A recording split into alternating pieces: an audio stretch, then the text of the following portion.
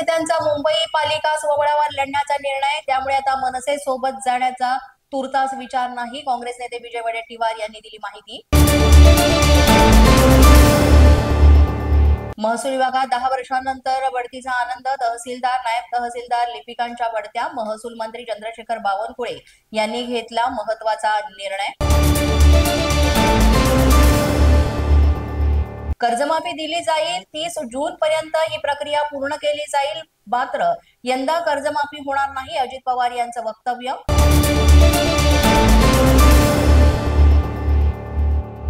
पार्थ पवार जमीन व्यवहार प्रकरणामध्ये आपल्याला नाहक गुंतवलं जात आहे, या जमिनीची पेशवे काळापासून मिळकत हेमंत गवंडेंची पत्रकार परिषदेत माहिती।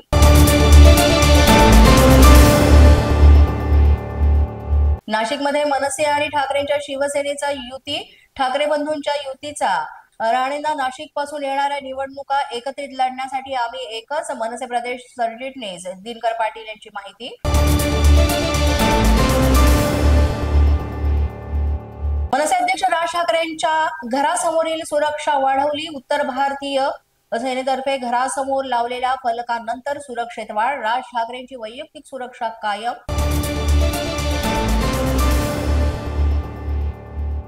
उपमुख्यमंत्री एकनाथ शिंदे यांची परभणी दौऱ्यानिमित्त बैठक, आगामी निवडणूक आणि शेतकऱ्यांचे विविध प्रश्न या संदर्भात बैठक असल्याची माहिती।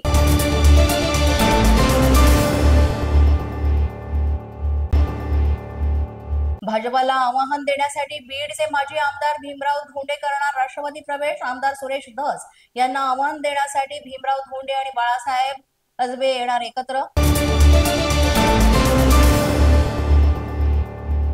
मंत्री आशिष शेलार यांच्या मतदारसंघात बोगस मतदार परप्रांतीयांची नावं यादीत कोणी पुरवली, संदीप देशपांडे यांचा प्रश्न, यादीत घर क्रमांक आणि मतदारांची बोगस नावं असल्याचा केला आरोप।